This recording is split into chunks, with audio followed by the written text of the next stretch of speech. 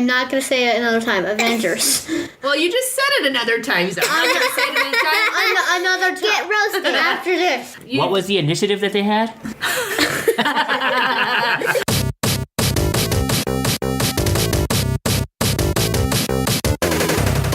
This is Unposit, a podcast by a family of geeks.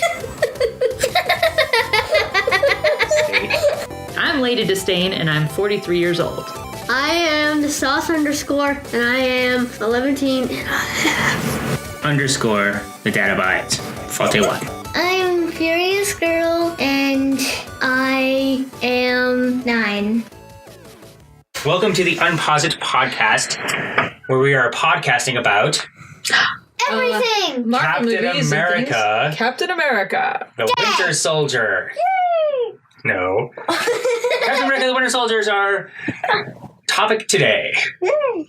Today is something in 2018. This came out in April 4th of 2014.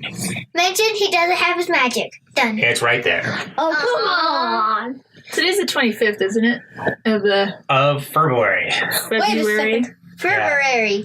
So we're just a little over a month shy of a 4-year anniversary for the Winter Soldier. 4 years. Wow.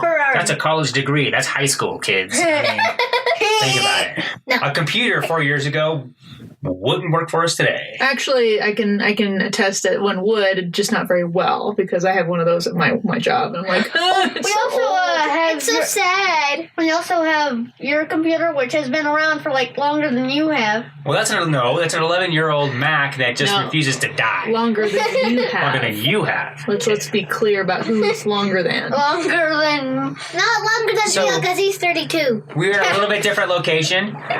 We are in the midst of a major windstorm. Yes. So we have come down to the bunker, the geek bunker, if you will. You know, the thumb that was broken at the beginning of recording these has moved on to the Foot surgery. that has now plates and crutches needed. Which is, On the mother. I suppose we could go around.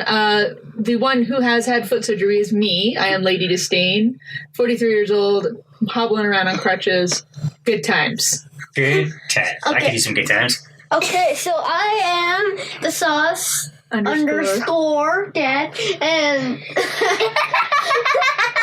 I would like to point out that it is a major windstorm. I was closing the gate to my fence, and it bent the metal. It bent. Oh, it's Dad's fence. It's Dad's fence. It bent Dad the buys- On the latch, it bent the metal. Like Is it was wedged in between the post and the latch that is bolted on there. It was, if someone was coming there, we would be at the hospital doing our podcast because someone would have gotten a concussion. It was the Dad abides fence, not the sauce's fence. It even broke part It's of the everybody's fence.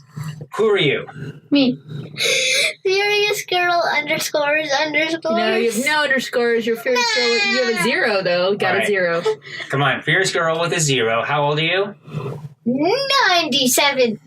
Okay. I am underscore the dad abides 40 something. 41. Wait, Sure. we're older than our parents? I sure Yeah. don't act like it. Yeah, right. Well, because this is the Unpaused podcast, and we just had to pause, and now we've unpaused it. Of course we have. No puns. That will be our post podcast, like after MASH. Do a little bit of movie specs on this one. It came out April 4th, 2014. We're talking about that. Directed by the Russo brothers, Joe and Tony, buddies mine, What Anthony else? Russo. Not They did a yet. bunch of television, right? I had no idea that they were television directors. I don't watch television really. They're community. They directed Community, things like that, together, and they worked really well. I think that was a great move as a business because what these movies are big, giant TV specials with movie budgets. They have to kind of follow each other, and having a television background really helped the story because we're going to talk about that when we get into some favorite scenes.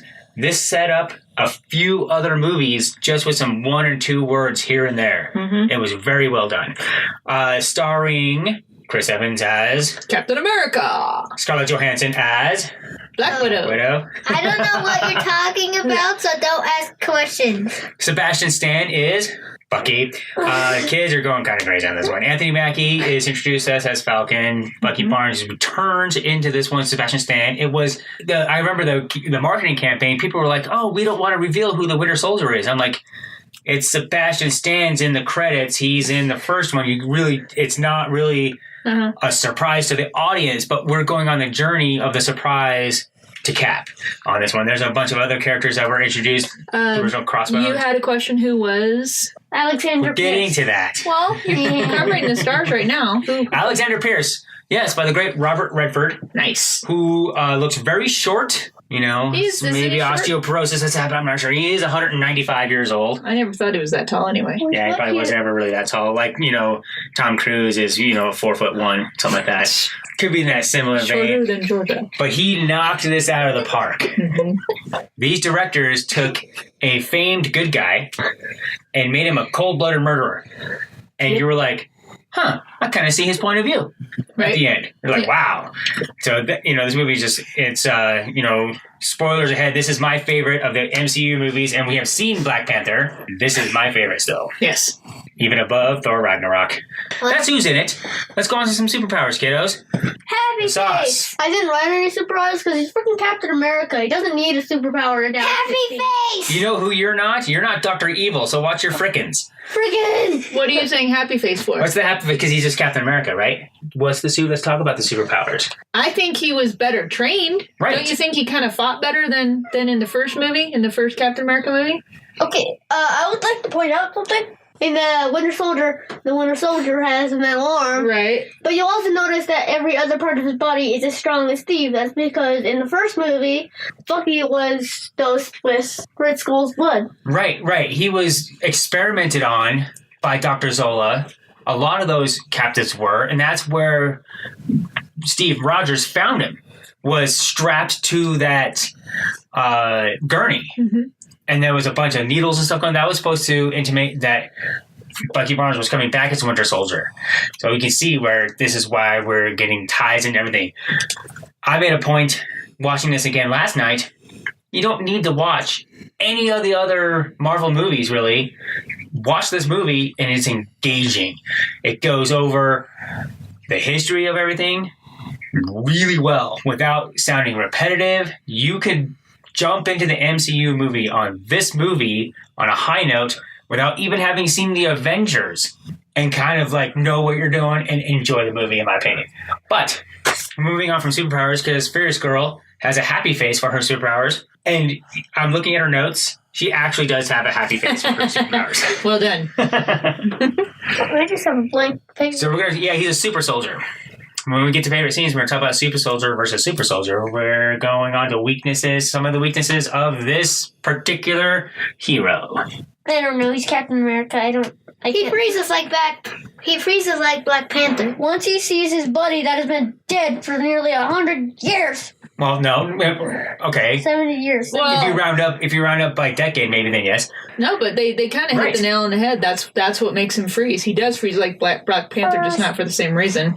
I Or know. not for the same person, but Right. He does freeze. So I put down something that one of his weaknesses and vulnerabilities is without war, he doesn't know who he is. That's a great setup into his dialogue with Agent Hill in Avengers Age of Ultron. And talk about war and everything. It's like, yeah, do you really need this war? But that was a deleted scene in Age of Ultron. right. What the kids were getting at though was that the moment he recognizes Bucky, he sees that the Winter Soldier, the man he's been fighting and the man he's been chasing, is his old friend. I mean, he does. He freezes. Because think about that. Basically, all of the Hydra guys, the Special Forces team, come in. They're able to subdue him when he just knocked all those same guys out in an elevator. But he's lost all his momentum because he sees Bucky, and he's just kind of sitting there just dazed while they're handcuffing him. So yeah, he loses it right there because he's just like, wow, I can't believe I just saw my friend, and what is going on? You know? Yeah.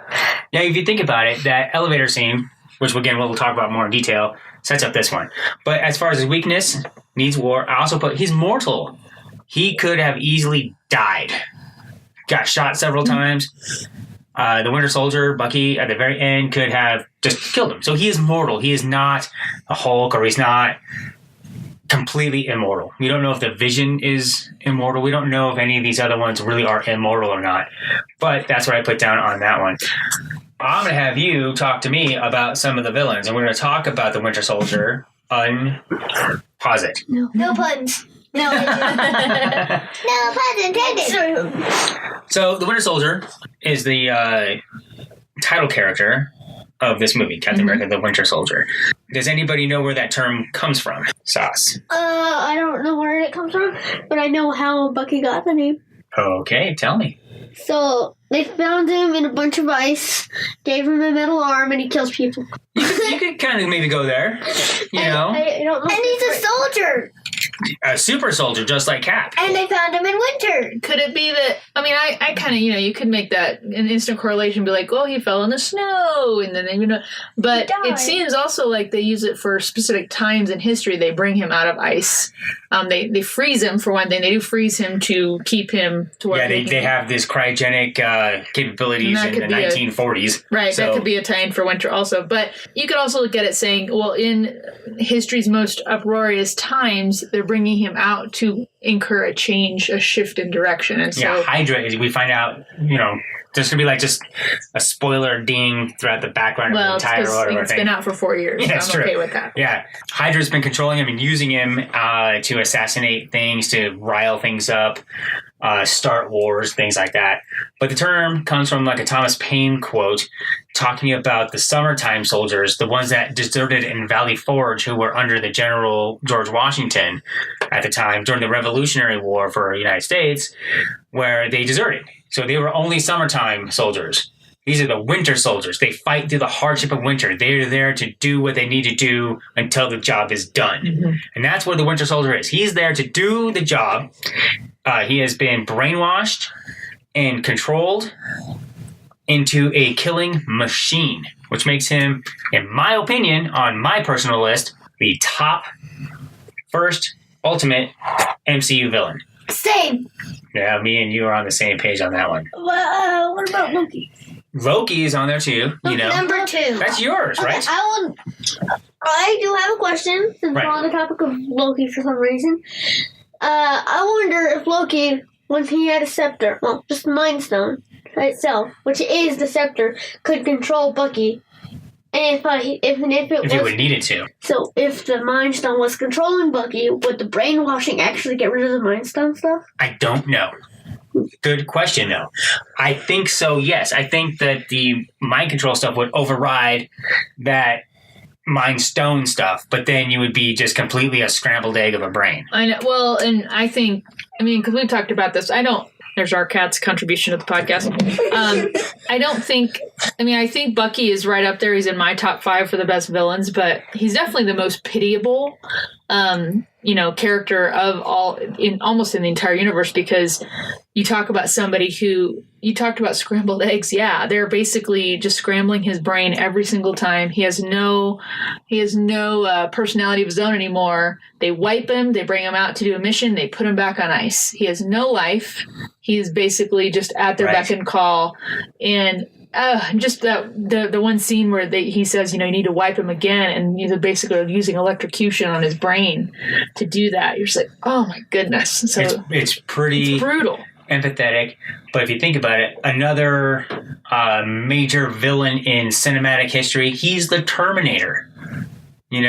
He's coming at you with no feelings, no remorse. Yeah, a machine. He's a machine. Basically, he's got machine armor and things like that. So that's why I put him up there, because, and it takes the hero who has a little bit more power than he does, maybe, and just like, done. Like we just talked about. Furious Girl. What are your thoughts on the villains in this movie? Because we have the Winter Soldier, of course. What do you think? Who else do we have? Bucky, Pierce, the worst villain of all time. What? No. You do not like Alexander Pierce as a 9-year-old Furious Girl. It did not speak to you whatsoever, did it? He sucks. Yeah. and that's what we're trying to find out. So what about the Hydra? What about the Senator? and Sitwell. Crossbones. And Crossbones. What about all those other characters? Do you have any? I have no idea. Okay, so Rumlow, Crossbones, is Rumlow this time. He's on the Strike Force. Probably one of the higher security members of Strike Force-ness. Well, he's Captain's lieutenant. He's hit the second in command of Cap's team. And from the beginning, you kind of get the notion, well, he really admires Cap. Not so much at the end.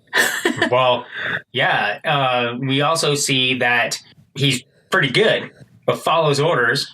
We're going to go over here to Lady Disdain and get her full thoughts on Alexander Pierce, Hydra, and the Winter Soldier, Bucky. Well, I already shared what I think about Bucky, so he's a very good villain. However, he's a questionable villain. You're just like, he's obviously being controlled. He's definitely a force, a villainous force, but Alexander Pierce is the handler, and he is smarmy. I mean, he's ruthless. You know, he kills his own, lady who works in his house. He kills all the council basically, or tries to. So yeah, he's ruthless. He's totally bought into Hydra. He's basically like Red Skull, except in present day and in a 3-piece suit. So I think he embodies all of the bureaucracy, the ruthlessness, and also this I always find, and it never fails every time I watch this movie, there is so much current day application to it where it's like, oh, this algorithm that can predict based on your digital actions what you will do in the future, therefore it'll decide if you should live or die. And I'm like, why does Facebook know that I need some crutches? I know. I'm like, and the word algorithm, for those of us who, like myself, who work in social media, we're like, That's the guy that lives down the street, algorithm. So it's a real thing. I like this movie on many levels, but one is that it's like, that's not necessarily an unheard of threat. And they're right in the middle of it. So the fact that you've got Alexander Pierce who can wield such a threat and is about to put it in action, I mean, it's a really good storyline. So he's a really worthy villain, I think. And a professional, talented actor to not phone it in. Mm-hmm. Okay, so some 200 days ago, you mentioned something about the council? Yeah. What about the council? So the council, Romanoff infiltrated the council. I wonder how. It was not set up in the movies. I wonder how. What do you mean it was set up? It was not set up because he said it was set up. Okay, so talk to me about she infiltrated the council. You wonder how that happened? Yeah, I'm wondering, because they're probably, really high security. Yes. When you were entering the building, it's like, sorry about the traffic. Not even S.H.I.E.L.D. can control the traffic. They just threw it in there, one line. Oh, there must have been a little stop, and they did a little super spy action. They just didn't show it. Although I kind of wished that actual councilwoman and that it hadn't been Natasha Romanoff. That would have been so cool. The councilwoman contacted her and brings her in, and then Natasha comes in with Fury at the end on the helicopter, and the councilwoman is holding there. Yeah, I kind of would have liked that. I think that would have been an improvement. She's an old lady. But it's also taking a really good thing and making it maybe just as good, but in a different way, because it really worked well the way it is, because that actress who plays that councilwoman did do that stunt. She did all the stunts in that scene. That's cool. So it did have old ladies. That's right. Right. That's right, Georgia. In a way that did happen, but so the council was infiltrated, and they kind of mentioned it in passing. So to kind of set you up for, maybe. So when it does happen, you're like, just like you were thinking there, Sauce. Yeah, cool. So we're going to go on to some favorite scenes, because we've been talking about these scenes over and over again. We're going to start off with the Furious Girl and ask her favorite scenes and go through them. And if we agree, we're going to kind of expand on them at a time. Go ahead. I have no scenes. I have lines. Okay. And I think this is part of Willis's lines. On your left. Yep. And then, yep. The very first line. And Falcon, responds on one of them. Yeah, on my left. Got it. Yeah, on my left. Got it. Okay, so is that all? Well, that's all, she'll chime in again. Go ahead. That's done. Go ahead, So, Sauce. I have a lot. One is on your left. 2 is when Nick Fury is in his tank SUV. Yeah, Nick Fury Trace. His tank isn't active. Most of it is air conditioning is active. Great line. That's actually fully active. Great line. And Alexander Pierce is talking to Neighbor. Yeah, Agent 13. And Cap walks by Agent 13 and just like, and Agent 13 is like, Cap, Neighbor. And Right. I also have the elevator scene. Mom will do that. We'll talk about that later because it's definitely I on think her we're favorite all scenes. going to talk about the elevator scene right now. Let's talk about this elevator scene. Because we're in a little area that's kind of like an elevator. No, Sauce, you don't get to go first. No, she gets to go first. That's right. She's the one that wants to go And first. I'm not going. All right.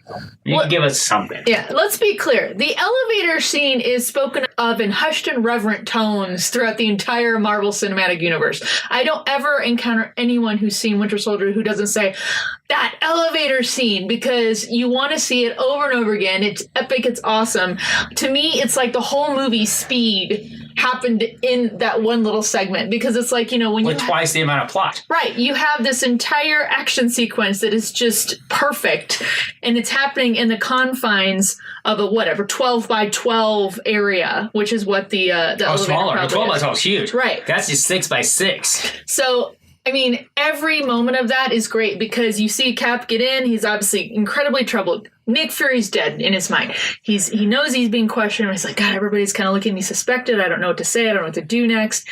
And then one by one, or like group by group, you start stopping all these floors, and just watching Cap go through the mental process of saying, Well, he saw the clues. He saw the sweat. He saw the one guy with his gripping hand. his sidearm. Yeah, a hand on his taser. So, taser stick. He's whatever that was. recognizing that the entire strike team is slowly getting onto the elevator at different points. He's like, and he's been kind of moved into the center of the elevator. And you just see that moment where he just kind of the aha moment, like, oh, this is what we're going to do. Right. And then you can see it in his eyes. And then he says what we wanted. It was so satisfying. Before we start, does anybody want to get off? And then he proceeds to whoop all of them. He whoops their booties. Like, whoops them. He does. It's And then amazing. jumps out of the 30th floor. Wait, but before that, remember, this isn't personal.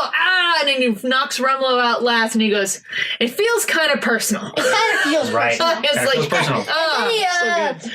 So, And then he gets a running, and then he opens the elevator door, sees that people are coming, breaks the right. ropes that let the elevator go up and down, and then the emergency stop activates. He opens the door again with his bare hands, And then what? What did he do and he next? sees more people coming, and so he closes the elevator door. He jumps off a 30 story drop and lands. Without dying. It hurt, He lands but on he the didn't shield. die. He didn't even break a bone. So they, as writing a movie, as peeling the curtain back, they needed a way for him to survive. Oh, he just lands on the shield. The shield becomes the do-it-all multi-purpose tool of writers. How does he get out of a 30th story elevator that's stuck? Oh, he just jumps out and lands on the shield. Good. There you go. Then he takes down a jet with his shield. With his shield. Nothing but a shield and himself.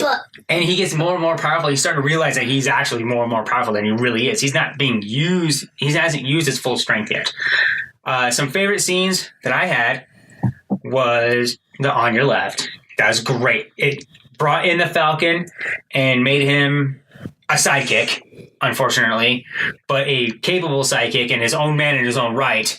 So the MCU version of a sidekick. Well, a vital one too. I mean, anyway, he has to at least get one of the helicarriers connected. I mean, he's crucial to their go-bouts. And when I say sidekick, he's not some boy wonder.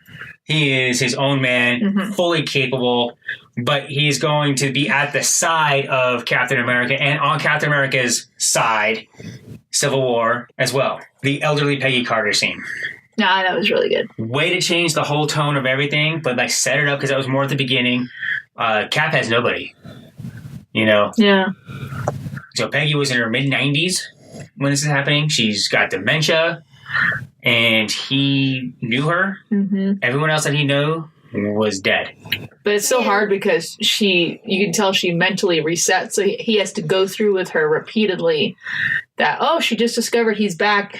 So it's never like they have this continuing conversation. It's always, oh, yes, let me go through this emotional upheaval with you again. So it's a really hard connection right there. And the special effects on it were good. That was So Haley good. Atwell in a little bit of special effects dots, and then just digitally aged her, and it was amazing. They should have probably aged her teeth, too. She did have spectacular teeth right there. And, that's Hollywood. You can't have bad teeth in Hollywood. But the Fury chase, I am right on the board with the sauce on this one. Yep, I had that down too. Because, not yet. And it's like, it's going to be really hard to kill Nick Fury. I mean, it has to be. And obviously they didn't in that scene. I mean, even with the Winter Soldier at the very end of that, he still got away with his little mini lightsaber. But that's what makes that scene the best, is because that's our first time we see Winter Soldier. Like, how many things have happened in this movie? And that's the first we see of him? It was really good. Okay. And just one shot, and then boom, Nick Fury's done at that point. Okay. I would like to say 2 things. One, it seriously is a mini lightsaber. Well, yes. Like, seriously. I pointed that out first during the movie. And then another thing, I don't understand. He just cut a hole so quickly. Into the ground, because it's a mini lightsaber. Because it's a movie about somebody who was frozen in ice while flying a giant wing with a guy with a red skull. We don't have to get too particular about any of the science. Suspension of reality. There I love that, is Sarah. no science. Yeah, there is science. Captain America's shield can fly. I really like where Falcon, Captain America needs my help. Don't need another reason than that to get back into going into war. Because Cap's like, no, you got out of this for a reason. He's like, well, you just gave me the reason I need to get back in.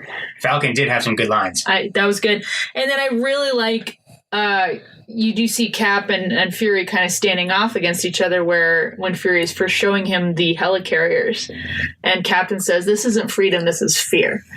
Right. And he had some really poignant lines there. Again, getting back to the whole, like, you can't pre-control people, predetermine what they're going to do. That isn't freedom. That's you who decides that. And I like what he said about that too. And again, acknowledging, he's like, yeah, we crossed some lines in our day too, but you can't rule like this. You can't govern like this. And so I really liked that. That scene was poignant to me. It was really good. Sorry, I didn't mean to skip over any of that. That's okay. I thought you were done. I am now. It's for the scene. So we're going to move on to Furious Girl and her thoughts on the Stan Lee cameo. 10. That's 10. What are your thoughts on it? Not just a number. I have no idea. Why'd you Remember, like he was it? Oh, security that guard? thing. I have no idea the thoughts. You just really liked it. Okay. How about you, Sauce? The How'd you Stan Lee like Stan cameo. Lee It was one of your cameo, favorite scenes. You were going to Yeah, mention it. I really like it. So, what happened in this? Have we already said this? Well, okay, so Cap got his original Captain America the First Avenger outfit. Yeah, but that was from the museum, and From the now museum. it's just a naked dummy with the Captain America shield on a stupid rock. Right. And now Stan Lee is like, he looks at it. I am so fired. Well, you didn't need to reenact it, but I appreciate your effort. it. Yeah, I am so fired. I really like that. I am so fired. That's one of the most lines he's had. I think he had a few more lines. It was about the same length as the Black Panther one, which was also really good. Way better than any of the Jon Favreau cameos. Mm-hmm. Iron Man 1 and 2. So far, pretty excellent cameo. How about your thoughts on that? I also gave it a 10 out of 10. It was perfect. It was funny. He was just a normal dude. And just I am so fired. Because it was just like, yeah, you are fired because the thing's gone. It was really funny. I liked it a 9 lot. out of 10. One of the things that they've really thrown into popular culture and movie cinema going is the end credit scenes. Yes, which all theaters should know to leave the lights down until the end credit scene is done. If it has a Marvel flip on it, leave the lights off. Yes. It's not the very first one, obviously. One of the very, very first ones was Ferris Bueller's Day Off, right? That's right. What are you here? What are you still doing here? Go home. That was a Again, great breaking the scene. fourth wall, something I love. Right. We're going to talk about the mid and end credit scenes because this one has a mid and end. Not every single one of them has a mid and end. Guardians of the Galaxy 2 has a beginning, intermission, lots. middle end, and then an end scene. So We didn't have that many on this one. no. So Furious Girl, give me an impression of both the mid and end credit scenes and a little rundown of what you saw in them. So the mid-credit scene was Bucky staring at things. That was the Yep. end credit scene. That was the very end credit scene. What's the mid one? The mid one is boringness. With Strucker. And boringness. Okay, you were bored by both of them. What about the music on the end credit scene? Scariness. You didn't like the tone of that, did you? Dude, Scary and creepy. and that's at where I times. disagree with you because I think the Winter Soldier theme is perfect. It's totally creepy. It's glaringly kind of psycho. But I think this is also why she likes the Winter Soldier as a villain, because his theme is so freaky and scary. It really is freaking speaks to her. scary. Yeah. And this is just one of those things where we're just trying to figure it out. And she gave the mid-credit scenes 0s out of 10s. Mid credits, so the one where you meet the twins. Yeah. And credit too. Okay, I give the mid-credit scene 1 out of 10. I would have to agree with the sauce on this one. I also give the end credit scene 3 out of 10. I don't agree with the sauce on that one. Because, I mean, it's Bucky. You can't like Bucky. Mid credit scene, I'm going to give it probably a 3 out of 10. I don't think they did. I didn't get excited at all about, well, who are these guys? You know, what am I getting? You know, I didn't get excited at all about that. About them showing the twins. They didn't lay a whole lot of groundwork out, but you'd at least get to see the scepter, and you're like, what's going on? But so I give 9 out of 10 to the end credit scene where you see Bucky back at the Smithsonian. To me, that brought the movie full circle because Steve had walked those steps earlier in the movie, looked at that same piece about Bucky, and now Bucky himself is looking at it and almost in the same getup. He's got a ball cap on and everything. It's the standard. I was about to mention the ball cap. It's the standard Marvel Cinematic Universe Clark Kent Incognito. glasses. You put on a nondescript baseball cap with no logo on it, And nobody knows who you. you are. But yeah, I thought they did a good job with that because it's like, you know, just as Steve was remembering Bucky, now Bucky is starting to remember Bucky by looking at that. So I liked it. And right down to the music. I thought the music still was like, oh, Winter Soldier. Yeah, I agree with We've had many discussions about this in our family. I think Joss Whedon is extremely overrated. And apparently he's also a philanderer, if that affects your... Yes, it should, but I don't think he's overrated as an entertainment maker. I think he is, and I think Justice League proves that. And I think Age of Ultron in its sequelitis proves that. It's still not Iron Man 2, though. That's our new go-to. Low. Well, at least that's not Iron Man 2. But that mid-credit scene, the only recurring character that we saw in it was the Scepter, that the sauce pointed out. We don't know who Scarlet Witch, don't know who Quicksilver, unless you've read the comics or whatever. You don't know who Strucker is. You're like, what is going on? It makes all these questions, and sometimes that makes for good things. Like, oh, you end on these questions. This one, on a mid-credit scene, you want to see, that was Thor. That was the end credits of Thor. It set up Captain America First Avenger. Oh, let's give that a look or something. Yeah, so you had Selvig, Nick Fury, Loki, and then this new thing, which was the Tesseract. So you had all this familiarity in one little thing. It's the exact opposite of this one. You had all this questions with one thing. It's like, oh, that was that thing in the last movie. Yeah, and it doesn't make sense for you until you start watching Age of Ultron, and you're like, oh, okay. So I did not like it, and I think it was just poor decisions. Not like it was poorly written or lit or anything. It's just, it was a bad decision. But the end credit scene, the Lady Disdain has eloquently listed all that. We're going to go on to our overall ratings. All right. This one. What it is, huh? Yes. What is it? What, Willis, what are you trying to say? Are you waiting to give your rating or what? I'm waiting to give a rating so I can go home. Yes, but he needs to give us... home. He's giving us the unit of measure. Okay, he? Dad is, yeah, not you. Yeah. Hurry up, Mike. Struggling to figure out what the overall rating would be. Mike, Dave. But I would think it is red stars. Ah, red stars. Because that is what is on the Winter Soldier's arm. Okay. I almost said metal arms, but I'm like, nah. The red star on the metal arm, we're going to go with that one. I'm going to start off. I give this one, this is the only 10 out of 10 I've given so far as my rating. It is 10 out of 10. Wow, perfect movie for you. I could watch it over and over again, and I did this week. It's really good. Furious Girl, what is your rating? 7 out of 10. Even though she was bored. she still likes the Winter Soldier as a villain. Yeah. Why'd you think it's my number one villain, buddy? Which I thought you would like the movie better, but that's fine. This shows you how hard it is to please this little girl. It is hard to please her. The South. My rating is 9.5. Bam! Red Nice stars. one. Red Wait, stars. are we like throwing stars so I can throw it shorter? Hold on. Stop Anyway, moving. now we're up to Lady Disdain. She's going to have to bring us up or lower us down on our averages. I'm going to give it a 9.5 out of 10. Red stars upon thars. What knocked it down that 0.5 from a perfect score, if anything? I don't know. I mean, I really like it as an overall movie. I think it's almost perfect. I don't know if I have a tangible anything that makes me take the 0.5 off, but maybe I would have really liked to have seen that councilwoman actually be the councilwoman kicking booty instead of Natasha. That's a fair 0.5. It was good. It's good all around. I don't know that it's not my favorite one. My favorite Marvel movie. I know it's yours. So yeah, 9.5 out of 10. It's still an incredibly good movie. It's worthy of a very high score. Half-hour screen time. Minecraft. I don't know. He's going to go play Minecraft right now, so it's going to be Minecraft. So Captain America Winter Soldier, I'm going to talk about some box office numbers here. Bring it. We get rid of the kids because this is kind of boring for them, but we talk about it as far as popularity, likelihood of other ones, and what it kind of was doing. So only 4 years ago, so adjusted for inflation, it made $95 million in the opening weekend. Nice. So it's the most ever adjusted for inflation. It's not quite. Whatever. Adjusted for inflation. Which you can look at. There's ways to look at that one. It's still Gone with the Wind. Most money ever adjusted for inflation because the amount of ticket sales were 25 cents each. Mm-hmm. So in perspective, Black Panther has just recently come out and that made $200 million in opening weekend. So it doubled it. Yeah. But $95 million, not nothing.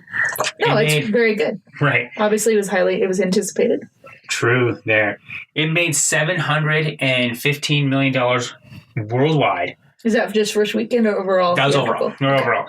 Overall, in the United States, usually about a 90-day run is what they kind of do for, movies. So it's in for 3 months, and then it comes to video. Yeah. Usually, how it works. $260 million, and then $450 million foreign. So it did well overseas. Yeah.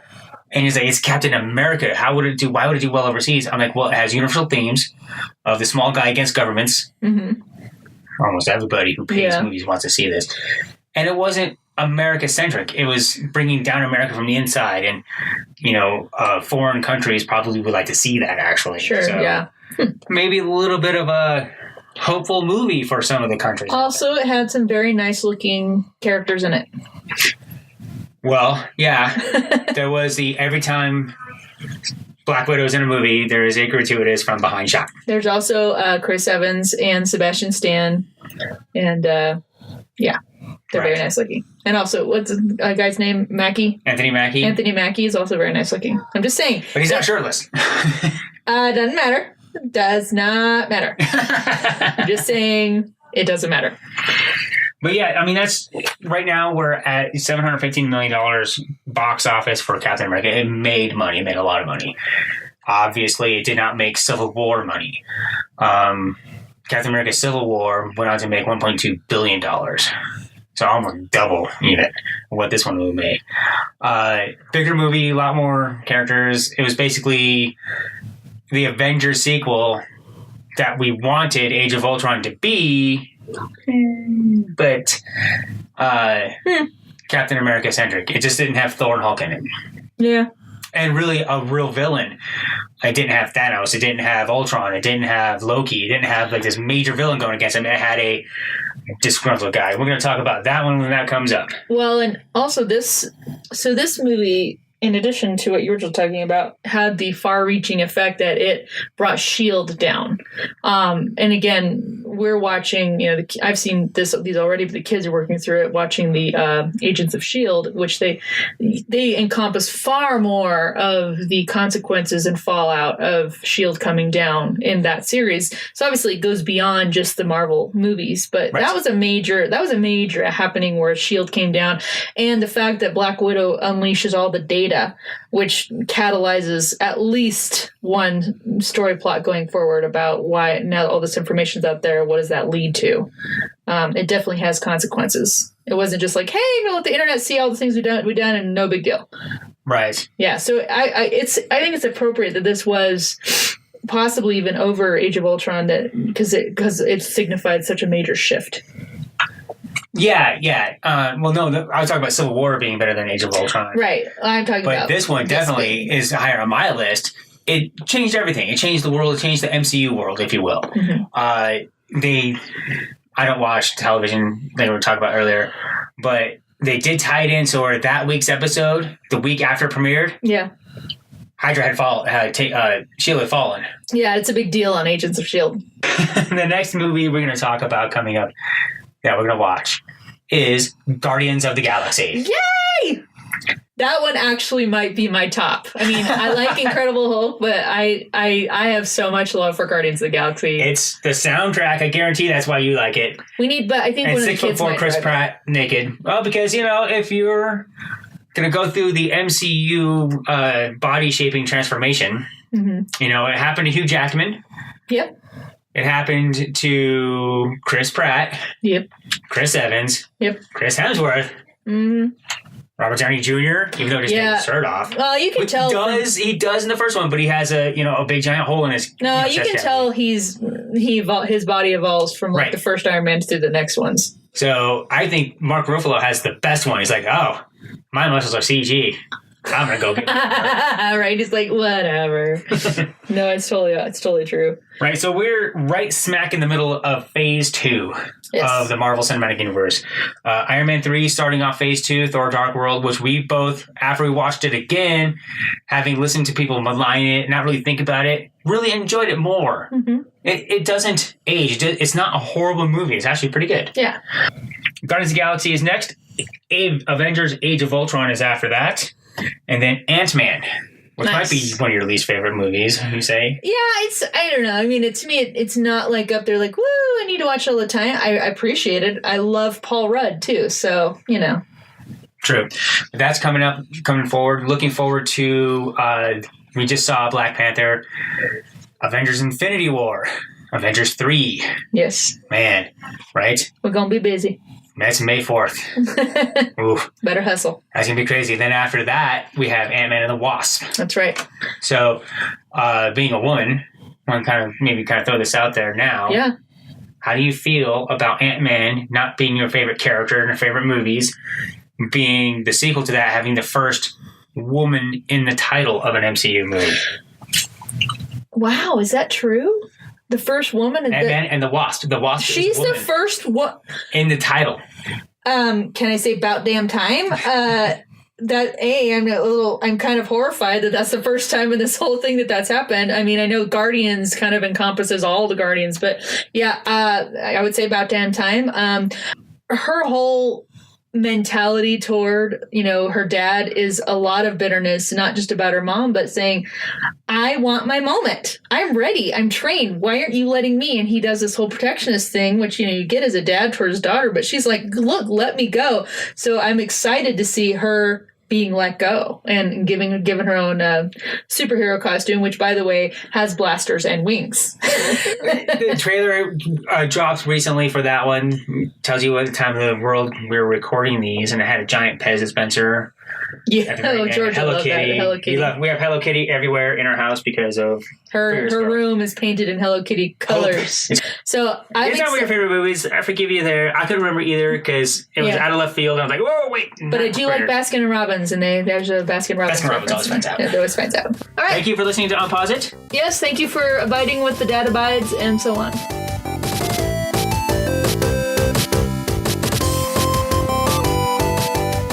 Follow Unpause It on Facebook, Twitter, and YouTube, or visit us online at unpausit.com.